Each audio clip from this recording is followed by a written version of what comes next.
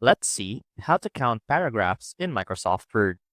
First off, we want to open Microsoft Word. And as you can see right here, we have our document ready. Now, let's say that we want to know exactly how many paragraphs there are in our document. And so what we can do is to use Microsoft Word's word count feature. And we can access that by clicking on the Review tab and under Proofing, look for word count. And when you click on word count, this window will pop up that shows the statistics of your document. Now, the statistics include pages, words, characters without spaces, characters including spaces, the number of paragraphs, as well as the number of lines. And as you can see, we currently have 21 paragraphs.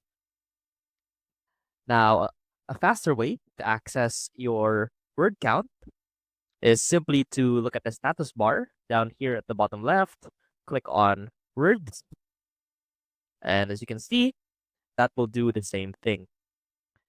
I hope this helped, and I will see you soon.